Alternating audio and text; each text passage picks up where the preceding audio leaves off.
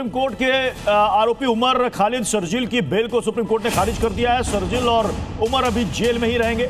दिल्ली दंगे के 5 आरोपियों को बेल मिल गई है।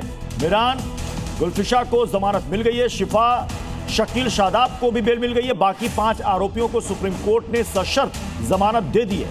आरोपियों की बेल पर सुप्रीम कोर्ट में आज सुनवाई थी, जिस पर आज फैसला आना था कि इनको बेल मिलेगी या नहीं मिलेगी। 5 आरोपियों को बेल मिल गई है, लेकिन शर्जील इमाम और उमर खालिद को सुप्रीम कोर्ट ने बेल देने से इनकार कर दिया है।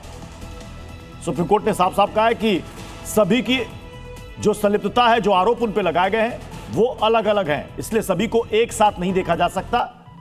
5 को बेल मिली है, जबकि इस मामले में शर्जील इमाम और उमर खालिद इन दोनों की बेल पर फिलहाल रोक लगा दी गई। जो भी उच्चतम न्यायालय ने फैसला किया है, रिकॉर्ड के आधार पर फैसला किया है। उन्होंने बाकियों को बेल दी है, इन दोनों को बेल नहीं दी।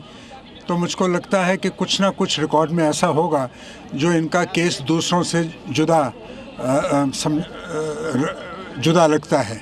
मगर आज देश भर में जो उम्मीद थी कि इनको बेल मिलेगी, आज कई लोग इससे नाखुश होंगे, क्योंकि जो संविधान की आस्था है वो फ्रीडम में है और लिबर्टी।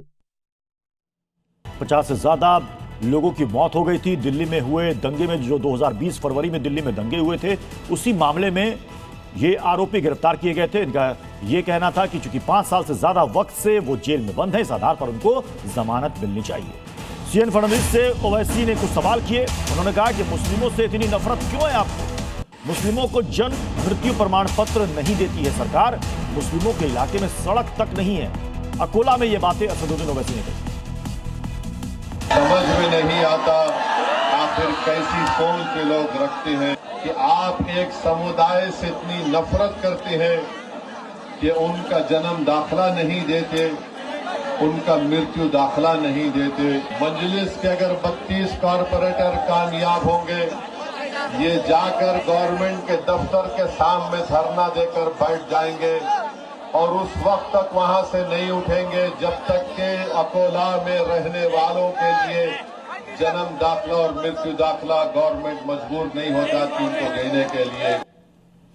मोहन भागवत के लव जिहाद वाले बयान पर असदुद्दीन ओवैसी ने पलटवार किया।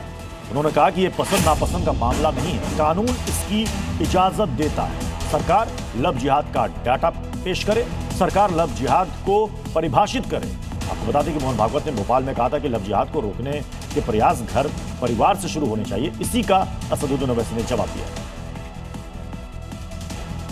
अगर कोई बालिग है, 18 साल 21 साल के है, अगर वो अपना फैसला ले रहे तो मेरी पसंद नापसंद का मामला नहीं है, कानून उनको इस बात की इजाजत देता।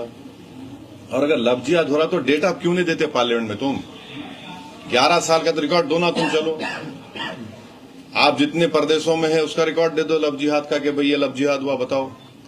और तीसरी बात है, लव जिहाद को डिफाइन कर दे बीजेपी और Mohan Bhagwat. What is love jihad? आप पार्लियामेंट में तो बोलना नहीं चाहते उसको।